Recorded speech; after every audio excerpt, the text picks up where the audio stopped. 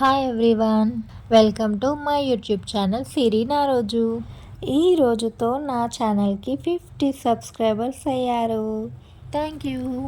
Of course 50 subscribers అంటే చిన్నదే, but నాకు చాలా పెద్ద విషయం.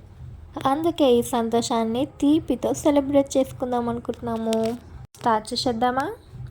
ముందుగా స్టవ్ ఆన్ చేసి గిన్నె పెట్టుకొని అందులో వాటర్ పోసుకోవాలి. వాటర్ బాగా వేడయ్యాక అందులో సేమియా వేసుకోవాలి. ఇక్కడ నేను యూజ్ చేస్తున్నది రోస్టెడ్ సేమియా కాబట్టి డైరెక్ట్గానే వేస్తున్నాను. అయితే ఇక్కడ రోస్టెడ్ ప్యాకెట్ సేమియాకేమో 70 రూపీస్, నార్మల్ దానికేమో 50 రూపీస్. చూసారా, మన బద్ధకమే వాళ్ళకి ప్లస్ పాయింట్ అయింది. మా ఇంట్లో ప్రజెంట్ అయితే బాదాం కిస్మిస్ మాత్రమే ఉన్నాయి. వాటర్ బాగా బాయిల్ అయ్యాక సేమియా వేసుకొని కలిపేసుకోవాలి. అయితే కెమెరా పొజిషన్ సరిగా లేదు అనిపిస్తుంది కదా, మరి ఏం చేయమంటారండి? స్టవ్కి అంత దగ్గర ఫోన్ పెట్టాలంటే భయం వేస్తుంది. ఇప్పుడు అర్థమవుతుంది కుకింగ్ ఛానల్స్ వెనకాల ఉన్న వాళ్ళ ఎఫర్ట్. ఇవి ఉడికేలోపు పక్కన స్టవ్ మీద మనం డ్రై ఫ్రూట్స్ నెయ్యితో వేయించేసుకోవాలి.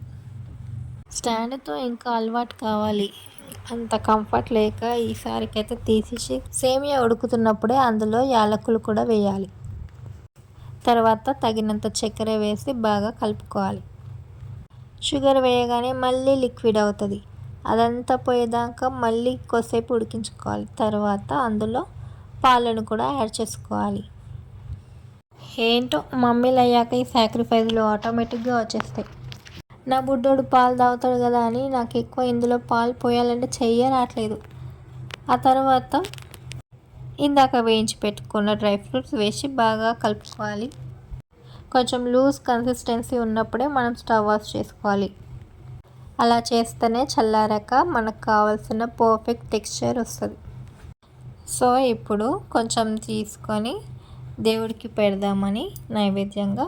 పూజ ఆల్రెడీ అయిపోయింది, స్వీట్ కూడా ఆల్రెడీ పెట్టేసా. కానీ తర్వాత విండు పడుకున్నాక అనిపించింది టైం ఉంది కదా, ఈ స్వీట్ చేసి పెడదాము. అప్పుడేమో చక్కెర పెట్టినా, ఇప్పుడు ఈ స్వీట్. తర్వాత నా లంచ్ చేసేసా. ఇప్పుడు టేస్టింగ్ టైం.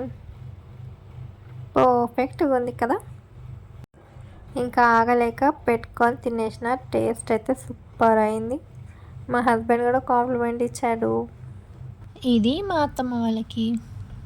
ఈయన ఆనందానికి మీరే కారణం. ఇలాగ మీ సపోర్ట్ నాకు ఎప్పుడు ఉండాలని కోరుకుంటున్నాను.